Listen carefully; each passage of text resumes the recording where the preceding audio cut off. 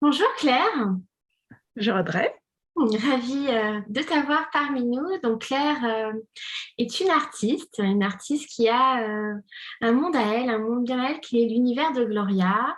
Donc Claire anime une page sur Facebook qui s'appelle Accroche tes étoiles et donc a une boutique enfin, voilà, qui propose aux parents, mais même à toutes les personnes qui le souhaitent de rentrer dans son univers. Donc, Claire, est-ce que tu veux bien justement nous parler de toi, de ton parcours de mamange? Euh, voilà. Est-ce que tu veux nous en parler? Déjà, merci Audrey de m'accueillir chez toi. Avec grand plaisir. Alors, mon parcours. Du coup, mon histoire en tant que maman, elle a commencé il y a 8 ans. Ouais. Alors, j'étais déjà maman d'une partie de ma plus grande, qui aujourd'hui a 10 ans. Et donc, j'ai perdu ma deuxième en fin de grossesse, aux alentours du 8e mois. Oui. Alors évidemment, loin d'imaginer ce qu'allait se passer, hein. Donc ça, voilà, ça c'est arrivé. Donc en décès in utero. Oui. Et, euh, et puis évidemment, tout, tout a basculé à ce moment-là, Bien sûr. en tant que maman. Mm. En tant que... Bon, j'arrivais encore à trouver mon équilibre, je pense, en tant que femme. Après, donc, il fallait faire donc, évidemment le deuil de cet enfant, mais le deuil du schéma familial qui devait être assez imminent. Ensuite, on a fait le choix de rentamer un processus, d'avoir un nouvel enfant assez rapidement. Oui. Et donc, je suis tombée enceinte finalement très tôt, 2 mois après d'avoir accouché de Lisaël. Mhm. Et voilà. Et du coup, je repartais dans une grossesse, hein, avec toujours le deuil aussi en parallèle à faire. Bien Hein. sûr. Ben oui, oui, tout à fait. Donc, j'ai été vraiment très bien accompagnée. Ça, j'ai eu Ouais. cette chance-là. J'ai eu la chance d'avoir été accompagnée par une psychologue. J'avais une sage-femme qui était au top, ma gynéco qui était top. Donc ça m'a vraiment aidée, soutenue, parce que sinon, je ne sais pas comment j'aurais pu accueillir Ouais. ce troisième enfant qui arrivait. Alors que c'était un vrai désir aussi. Hein. Bien Et sûr. puis, et justement, j'avais décidé pour accueillir cette dernière grossesse, j'avais besoin de m'investir autrement. Je me dis, là, ça a échoué. J'avais le sentiment d'avoir raté quelque chose qui avait fait que j'avais une part de culpabilité, que c'était de ma faute de ce qui se passait à ce moment-là. Alors aujourd'hui, avec le recul, je ne suis plus du tout dans ça, mais en tout cas, c'est ce que je traversais à cette époque. Et, euh, et donc, il fallait vraiment accueillir ce nouvel enfant qui était en conception. Et je me suis je me suis mise à créer. Alors, j'avais toujours un attrait pour les activités manuelles. J'avais mis un peu de côté, en fait, avec ma plus grande, en tant que jeune maman, très occupée aussi. Oui. Euh, et du coup, pour cette dernière, je me suis mise à coudre. Ça a commencé comme ça, en fait. J'avais jamais cousu de ma vie. J'avais envoyé une copine m'acheter une machine à coudre parce qu'il y avait l'offre promotionnelle et tout. Elle a dû rester pendant peut-être plusieurs mois dans mon garage sans l'ouvrir parce qu'en fait, je ne savais même pas mettre le fil, je ne savais pas par où commencer. Jusqu'à ce que j'ai une amie qui me mette le fil, qui me démarre ma machine, qui me dit « tu fais ça ». Et puis, et en fait, à partir de là, c'est parti. Je me suis mise à coudre plein de trucs en regardant des tutos sur Internet. Alors certes, je ne suis pas une grande couturière, mais je me débrouille. Et c'est là que c'est parti. En fait, je me suis remise à créer. Donc ça a débuté par la couture, mais après, j'ai fait un peu d'origami, diverses activités manuelles. Et j'avais besoin de ça, en fait. J'avais vraiment besoin de ça pour m'aider à me reconstruire, à m'accompagner. Je l'ai aussi partagé avec, du coup, ma plus grande. On a fait des activités toutes les deux. Je pense que c'était aussi... alors, j'ai jamais vraiment réfléchi, mais mis des mots sur ça, mais je pense que ça a aussi contribué aussi à elle, ce rôle de grande sœur qui n'est pas apparu au moment où on lui avait expliqué, parce qu'elle avait 2 ans à l'époque et qu'elle l'a vécu autrement, enfin différemment. Et elle se préparait aussi pour l'arrivée de cet autre enfant. Et aussi, elle avait aussi ses angoisses, hein, parce qu'on lui avait promis une petite sœur qui n'est jamais venue. Et donc là, on lui disait qu'il y en avait une autre qui arriverait. Et même moi, j'étais pas sereine et me dire, mais si elle arrivera, en fait, maintenant, je savais que ça pouvait être... mes paroles n'étaient plus valables comme je pouvais l'imaginer auparavant. Donc, en tout cas, voilà, on a créé ensemble, moi aussi toute seule, et ça m'a vraiment accompagnée. Et c'est resté. Et maintenant, ça fait partie de quelque chose dans notre famille. Alors, moi, et du coup, ma troisième, c'est aussi une fille. Créer, c'est, alors je dirais pas notre quotidien, mais enfin, en tout cas, ça prend beaucoup de place chez nous. J'en ai fait un mur d'artiste. J'ai un mur que j'ai transformé en panneau de liège et tous les 6 mois, on change les créations. Wow. On peint sur les fenêtres, on change les... J'ai un mur de craie aussi où on change... Voilà, je laisse chacun s'exprimer comme il veut, où il veut dans la maison. Là, on est en automne. Alors, j'adore en plus cette saison, mais avec ce qu'on trouve voilà, dans la nature, on crée. Et voilà. Donc ça, c'est vraiment notre fil rouge qui est très présent, qui nous apporte beaucoup. Et elle me réclame, hein. Elle me dit tiens, j'ai envie de faire un bricolage avec toi aujourd'hui, maman. Donc ça, c'est vraiment chouette. Je suis vraiment contente de les avoir, d'avoir porté ces graines parce que je sais que c'est très porteur. Ouais. Et justement, c'est vrai que comme tu le dis là, le fait que l'art, hein, le fait de s'exprimer, c'est comme créer quelque chose. Et quand on parle de créer un bébé, créer une œuvre, ça rentre dans un processus. Moi, j'adore quand je crée, j'ai justement ce côté, on ne sait pas comment ça va se finir. Mais on sait comment ça va démarrer et on se laisse porter par l'histoire qu'on se raconte. Et quand on dessine, quand on va chercher des infos, enfin voilà, quand on laisse libre cours à ce qui se passe en nous, les couleurs qu'on a envie d'avoir parce que cette couleur-là nous parle bien, ça indirectement il y a l'émotion qui est rattachée à ça quand on fait ça. Donc j'adore justement ces moments où on lâche. Moi je te rejoins, j'ai démarré ma créativité, on va dire, en tout cas le dessin, au moment où j'ai perdu mon fils aussi. Donc, c'est un enclencheur, alors que bon, j'aimais bien le dessin, voilà. Mais après, ça a été vraiment une source de reconstruction. Et ça me parle tout autant qu'à toi, tout à fait.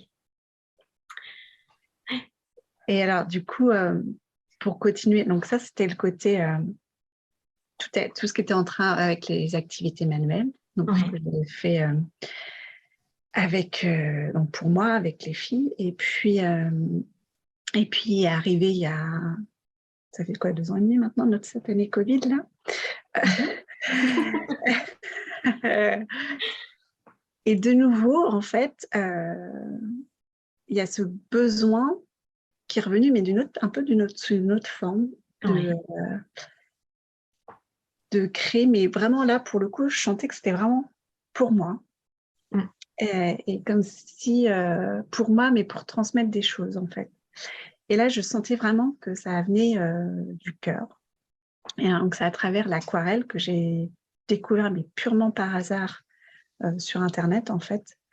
Alors, j'avais mes représentations de l'aquarelle avec Les paysages. des dessins, voilà, des paysages, des trucs très structurés. Alors, je trouvais ça joli, mais c'était vraiment pas ce qui me parle. Enfin, c'est pas que ça me parlait pas, mais ça résonnait pas, ça vibrait pas pour moi. Et en fait, j'ai découvert une autre manière de l'aquarelle où il n'y avait pas besoin de passer des heures et des heures sur un dessin, mais juste jouer avec la couleur. Alors j'ai passé des heures à juste faire des bulles de couleur, les laisser fusionner entre elles. Et ça m'apportait mais tellement bien. En fait, c'est comme si je me mettais dans une bulle, là. J'étais un peu loin de cet univers où on a l'impression que c'était la fin du monde à l'extérieur. Tout à fait, oui. Et du coup, c'est comme ça que je suis rentrée dans cet univers de l'aquarelle. Et puis, alors, je me suis créé l'univers de Gloria. Finalement, assez rapidement, peut-être 4 mois après avoir découvert l'aquarelle. Alors ça, c'était par rapport... Gloria est née... Alors, elle est née par rapport à tout ce que je traversais, en fait. Et aussi, donc, moi, je suis infirmière. Et donc, j'accompagne des patients avec des maladies chroniques et donc qui traversaient cette phase de Covid aussi. Et donc, c'était un peu, voilà, on avait vraiment ce sentiment là, que la première vague, Oui. catastrophique, apocalyptique. Et donc, j'avais besoin d'apporter de la douceur comme je pouvais. Et donc, c'est à travers ces illustrations où il y avait ce personnage qui accrochait des étoiles. Au début, elle peignait vraiment des étoiles pour tous ceux qui avaient oublié de voir les leurs briller. En fait, c'était vraiment ça.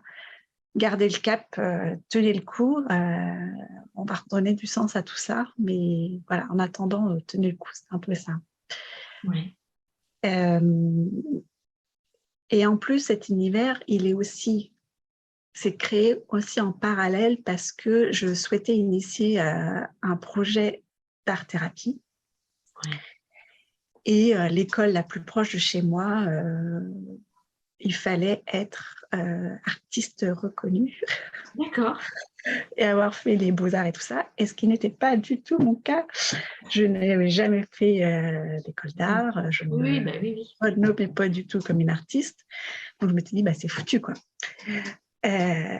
Jusqu'à ce que plus tard, je rencontre une art-thérapeute qui me dise, mais pas du tout, il y a plein d'écoles et Oui. c'est complètement faux. Mais en tout cas, à ce moment-là, j'étais sur ça. Donc il fallait que je teste et que je vois ce dont je pouvais être capable. Et en tout cas, est née Gloria à ce moment-là. Je peux vous montrer. Hein, Ouais, montre-nous ce que tu prends, ce que tu fais. Alors, je sais pas si C'est on voit. donc, on ne voit pas trop, en fait. Là, il y a des étoiles dans le ciel. Non, on voit pas trop dans le ciel. Non, Ouais. Et donc, elle est souvent représentée avec son un petit chat. Voilà. Ça fait mon chat. D'accord. Et en fait, c'est parce que j'ai un chat qui est gris et qui est souvent sur mes genoux quand je peins. D'accord. Elle s'allonge même sur mes épaules. Donc, du coup, elle a pris place. Au début, le chat n'existait pas. Et puis, finalement, on la voit de plus en plus.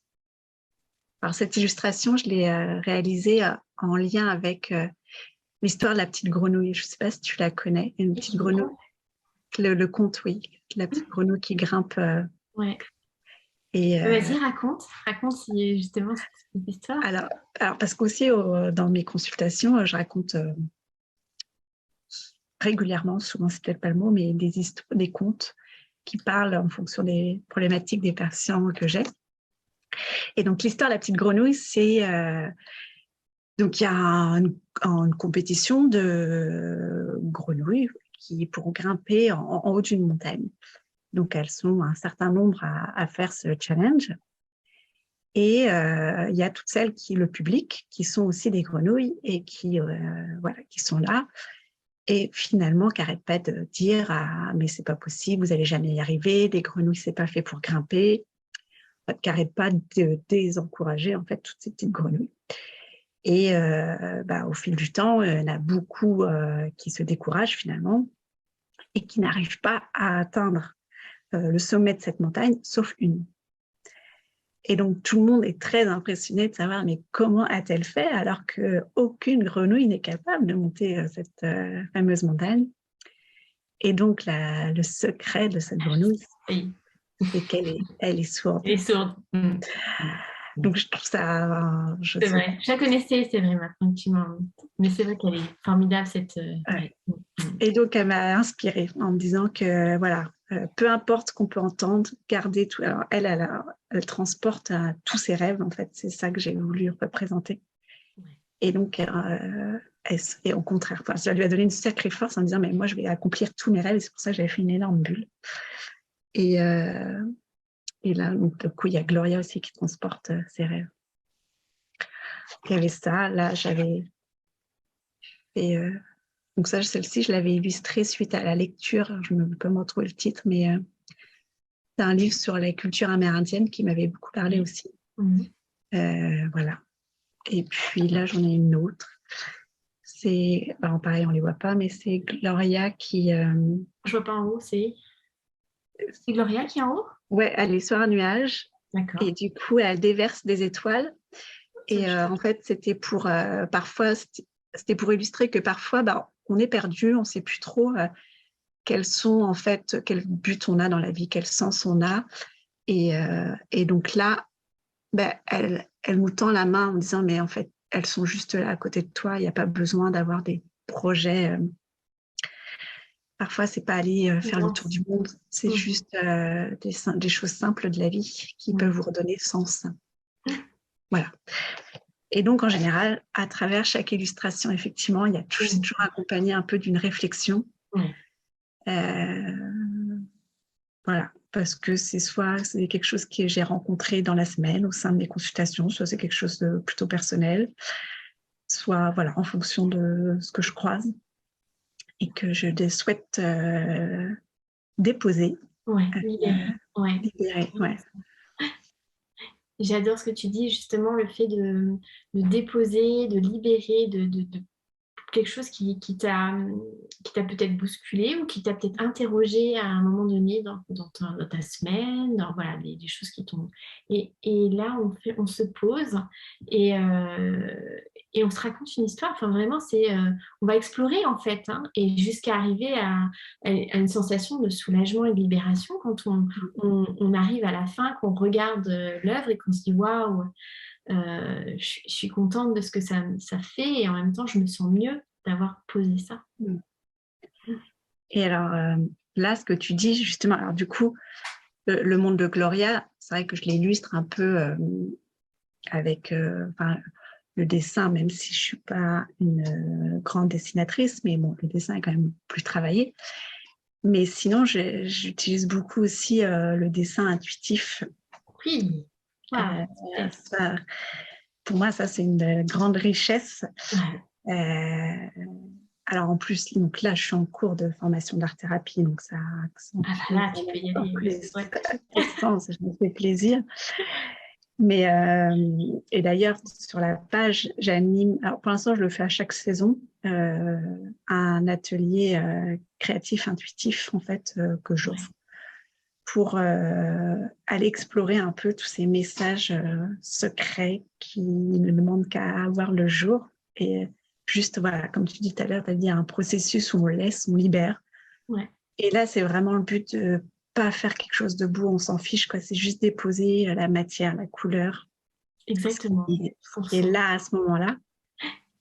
Et prendre après toujours le temps d'observer et de se dire, mais en fait, il y avait tout ça derrière, quoi. Exactement. Et ça, c'est juste, je me dis, c'est juste un cadeau qui est juste à portée de main. Alors, parfois, juste quand j'en parle avec des personnes, ils disent, mais moi, je suis incapable de... Mais en fait, c'est pas grave. Enfin, faut surtout pas y aller avec des attentes, quoi. Et dire, ouais, mais je peux pas, je suis incapable de faire quelque chose si pour moi c'est moche. Mais en fait, on s'en fout complètement, quitte à le déchirer après. Exactement. C'est ce qu'on dessine, en fait, c'est ce qu'on pose, c'est la couleur. En fait, c'est toute l'histoire qu'on se raconte à côté qui fera la différence. C'est pas...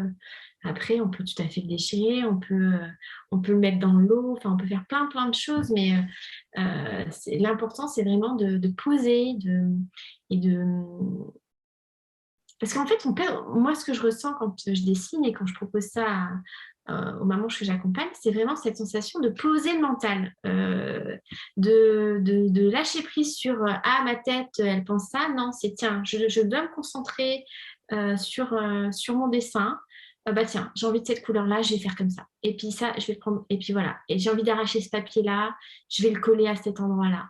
Et parce que ce papier-là, j'aime bien sa texture, parce que ce papier-là, il me fait ressentir peut-être ma rugosité, enfin le fait que je me sente pas bien. Enfin, voilà, il y a tout plein de choses derrière. Il y a beaucoup de sensoriel en fait. Et on n'est plus autant dans le mental à vouloir, on va dire, construire quelque chose. C'est vraiment le fait de poser, de lâcher et de libérer en fait tout ce qu'on a à dire. Et c'est souvent à la fin qu'il y a quelque chose qui remonte dans le conscient. Et c'est ça qui est magnifique, c'est euh, tout pendant tout le processus de création, il y a des choses qui s'enclenchent et à la fin on se dit waouh, en fait, c'est ça que ça veut me dire.